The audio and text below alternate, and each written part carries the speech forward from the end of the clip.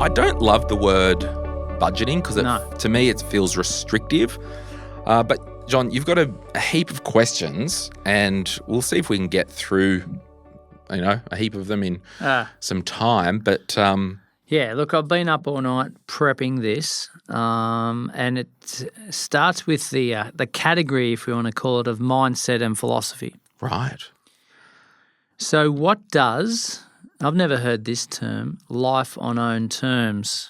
Or loot. Oh, loot. Yeah. That's the acronym. Yeah. So what does it mean to you, and how does budgeting make it possible? Yeah, so basically I sent John a heap of questions, and he was up all night sleeping because I'm like, John, I want to do an episode on spending and budgeting. So I sent him some questions to ask me. Okay, this is showbiz, the baby. Backstory, I just make Glen look good every episode. Pretty much.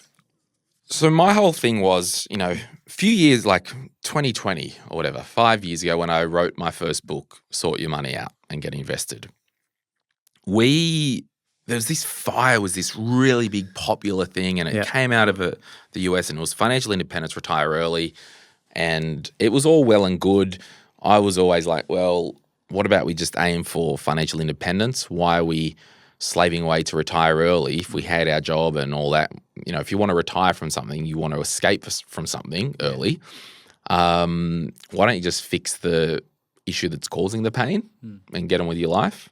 And that's why I kind of started to think about, well, my own personal mantra is I want to just live life on my own terms and live that loot lifestyle. And the spending plan is the basis of everything that we do in our life. We've got money coming in, we've got expenses going out, we've got savings. It's just this whole vibe where we've all got a spending plan. John, you could be in hospice next week. You will still have income and you'll still have expenses. Until probably you're 6 foot under or being thrown in the kiln for 40 minutes, for a few weeks after, you're still going to have expenses. Granted, the estate will sort them out for you, but we've all got income and we've all got expenses. And we have to have some type of system that manages that, but also facilitates the life that we want to live. So my question to you, do you hate your life? Do you hate your job? Do you hate Mondays?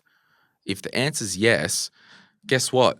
Mondays don't suck. Your life sucks. And that's harsh to hear, but how can we start to move in a direction where we go, okay, I don't like this situation. How can I start to really move in a direction that I like? Maybe it is a tweak to my budget or spending plan, and maybe I need to just start moving from this current situation that I'm in. And I think life on own terms will constantly change as well, won't it? Yeah, because your terms may change. Yeah, what I want at 25 and what I want at 35, 45 are going to be different. Could be completely different. But understand that it's you've got to be agile with it and make sure that we're moving with your life accordingly. Yeah. So an example of that is I'm 25, I'm single, no other commitments in my life, might have a dog or a cat or whatever. I'm 45 and I've got 3 kids going through school, and I've got a partner, and we've got this joint income stuff going on, and we've got lifestyle, and we're on holidays and all this. So it's a completely different life, isn't it, to the 25-year-old individual. So we've just got to roll with the punches. And I think that whole thing is, are you a victim of life, or are you getting out there and are you driving your life? And crap happens to everyone. There's always going to be a storm that comes up every now and again. Some of it, if a storm comes into your life, some of it will be out of your control. And you can, you've just got to weather the storm. You've got to, get through it. It will pass. Other storms we create ourselves via our stupidity. Well, we've built a straw shed instead of a brick one. Well, yeah, or you've done something dumb. Like you've went and gambled all your money and you've lost all your money. Well, you created that financial storm in your life because of your own actions.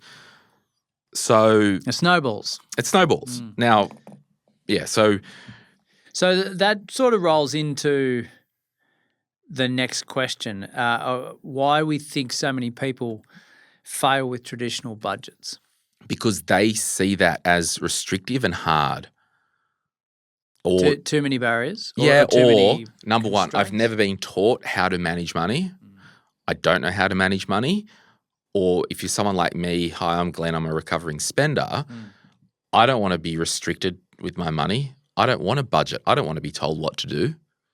So is it procedure or mindset? It's probably both. And that's why when I created the Glen James spending plan, I really did try and – because that plan and that system is basically it was designed for me, but I also thought about the savers and as well people like me, the spenders.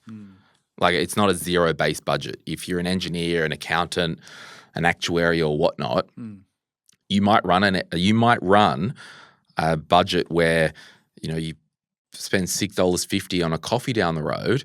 You're going to log that, allocate it. Yep, all right, I've spent that. For me, that falls under the category of life's too short.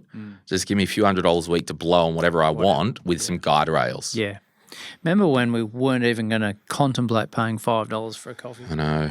Welcome to life. What about our approach to removing the budget guilt people often feel? Like, how do you attack that? Because it's now versus later, isn't it? Yeah, I always like to think in my life, overall, my financial plan is I give some, I save some, I spend some in that order. The saving part is like investing for the future or whatnot. So I want to be generous with my money. I want to invest for the future and I want to live today. Another way I look at it is I always want one eye on today, one eye on the future. So we've got to have this dance. So you talk about the budget guilt.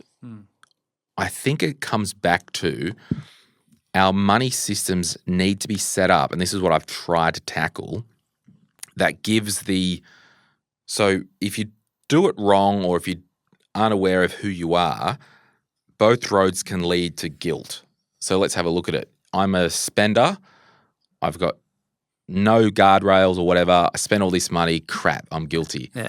I'm a saver. Oh, I went and spent $100 at, insert Country Road or I don't know, where do people shop these days? Target, Kmart, whatever. I've spent $100 at Kmart, I feel guilty. So both roads lead to this budget guilt.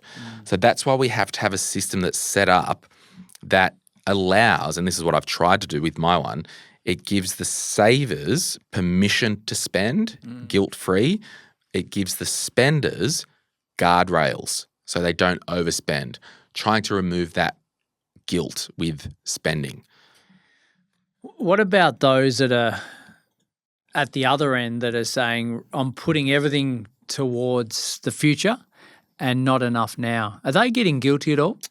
Yes. So potentially, if you draw that pie, give, save, and spend, right? Let's have a look at the three, because these are kind of, it's a good thing you asked. Thanks. We want to try and have some balance with our money. Let's have a look. If we gave all our money away, you've got no money to spend and you're not looking forward for your future. Like, don't be a martyr. It's okay. Put your oxygen mask on first, then look after other people. So we want to do that. Now, if we save all our money, well, we're not living. We don't get to, loosen up a bit. You're allowed to spend some money, enjoy the fruits of your labor. And then it gets to the point where, well, if you're saving all your money, you're also getting into this tight-ass thing and you don't have a generous heart.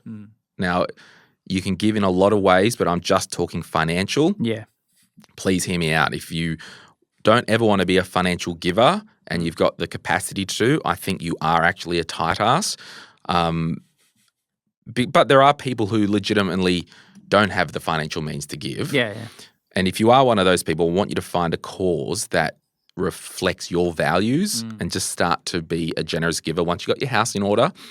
If you do not have the money to give at the moment, can you give blood? Can you give your time? Can you give a flippant smile to somebody? That helps. So if we're saving all our money, we're not enjoying life and we're bordering on being a stingy, heartless, it's all about me. Now, if we spend all our money, that's really bad as well because we're not saving any for the future and we're not being generous because we're too busy living the big life. And that's that usually if you're a big spender like me or a natural proclivity, the financial generosity kind of is a bit of a bedfellow with that personality. Yeah. So I think it's all about balance or blend. And there's going to be different times in your life where you might do more saving than spending and giving. Okay. There will be different times. If we've got to the stage where we've now got an amount or a percentage or however you want to use it or structure it, how do we then work out what's worth spending money on? I want you to check that microphone. How do we work out what's worth spending money on and what isn't? Well, I think it goes back to when I have my own money and my budget. It's almost like you want to set up your spending plan, budget, whatever you want to call it, consciously with a values-based lens. So can you think of something that you're spending right now or you're doing that actually has no value to you and you just got caught up, I'm paying for someone knocked on my door and I'm giving to the local cat shelter because I had no boundaries and I couldn't say no, but I don't value the local cat shelter. I want to give to the UNHCR or something like that because I value people over cats. Yeah. Now, I'm not saying it's wrong to give to the cat shelter, but I want you to do an audit. All of your spending, what do you value? Now, for me, an example might be, I've said this before, like my table and chairs at home. I don't value buying brand new designer crap. I don't care. I got it off Marketplace for cheap. So for me, it's everything that I do is like, do I value this to invest into it? I value quality over quantity potentially. So I think when we do our budget, we have to have that values-based spending lens. Yeah, like it. Systems or willpower? And I think we touched upon this a little bit before. It's like, is it the procedures or is it I think it's probably both. And that goes back to you need to really, really know as a person what your natural proclivity is, whether on balance you're a spender or if you're on balance a saver. What are you on balance, John? I would say I'm a saver, but I'm getting a better spender. Yeah. See, it's funny. I was pretty much loose spender. Yeah. But now I'm getting older and I've sorted out, my psychology thing with knowing one of my schemas was insufficient impulse control. Yeah. And undiagnosed ADHD. Yeah. I'm actually getting really good at saving money. Yeah, that's good. It's weird. And even, that coffee machine out there that I bought for the studio, the old Glen would have bought a $3,500, $4,000 Giotto for the office, but I just bought a $700 Breville. Granted, it's about to be thrown out because if you want 5 people that want a coffee in a row, the steam wand isn't going to do it, but probably won't because we don't make it enough. So for me, I've become more measured and considered with my spending. Yeah. So I think it is about knowing who you are, what your natural proclivity is. If you don't know, ask someone really close in your life what you are. Yeah, it's important to understand your personality, isn't it? Hey, it's Glen here. Thank you so much for watching today's video. You made it to the end. Can I ask a favor? Can you hit that like button and maybe hit subscribe if you want to get notified when we release further videos just like this one, whether you watch the Money podcast or Retire Right. And remember, if you want to learn more about investing, I've got an investing book, The Quick Start Guide to Investing, and there's a link in the description to get your hands on a copy. Thank you so much. Bye.